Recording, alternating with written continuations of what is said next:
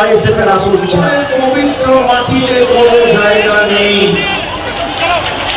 আমি প্রথমে এখানে গত 2 বছরে তৃণমূল জেতার পরে কি কাজ হয়েছে তার পুঙ্খানুপুঙ্খ হিসেব আপনাদের দেব।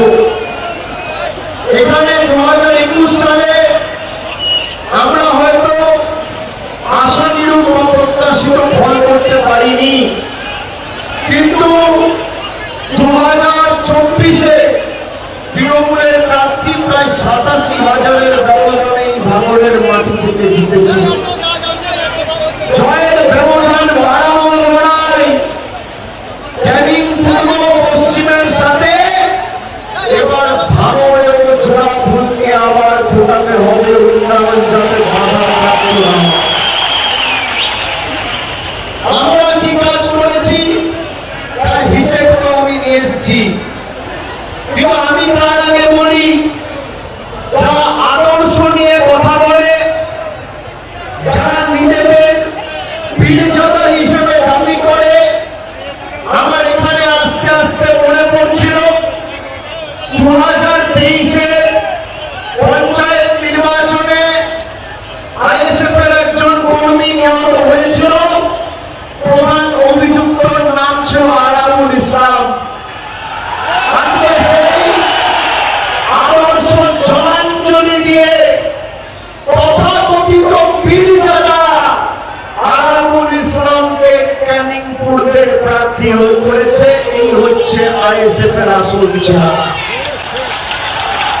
আমার এখনো মনে আছে 2.5-3 বছর হয়নি আইএসএফ এর কর্মীরা যারা এই বিজেপির বি টিম মির্জাপুর গদ্দারদের হয়ে মাঠে ময়দানে লড়াই করেছিলেন, যাদের হাতে আইএসএফ এর কর্মী নিহত হয়েছিল, সে আজকে আইএসএফ এর নেতা। এই হচ্ছে পীরজাদার আদর্শ, এই হচ্ছে তাদের মূল মন্ত্র। তৃণমূল আদর্শ থেকে বিচ্যুত হয়নি। এখানে ভাঙড়ে আমাদের সরকার ক্ষমতায় আসার পর প্রায় 52 কোটি টাকা খরচ করে ক্যানিংয়ে মাতলা নদীর উপর নৌখানি সেতু তৈরি করেছে।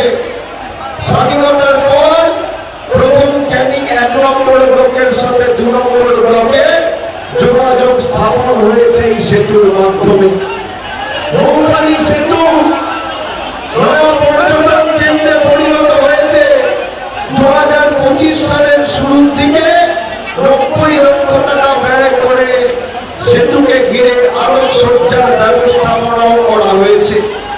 ক্যানিং 2 নম্বর ব্লক ঘুটিয়ারি শরীফ ব্লকে প্রাথমিক স্বাস্থ্য কেন্দ্রে পরিকাঠামো উন্নত হয়েছে।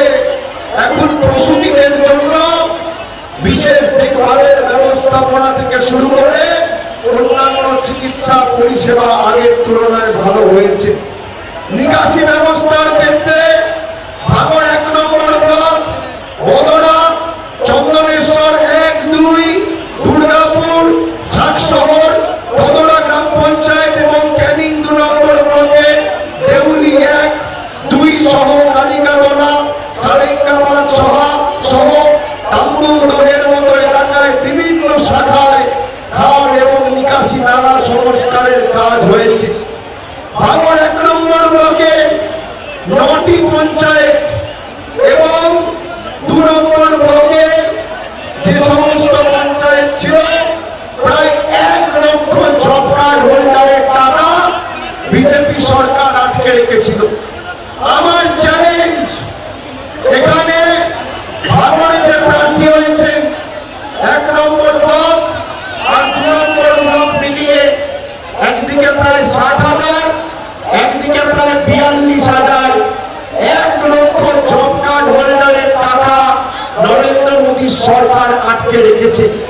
আমাকে যদি কেউ দেখাতে পারে যে গত 5 বছরে গরিব মানুষের বাড়ির টাকা বন্ধ, কেন্দ্র সরকারের প্রকল্প 100 দিনের টাকা বন্ধ, একদিন নওশাদ সিদ্দিকী একটা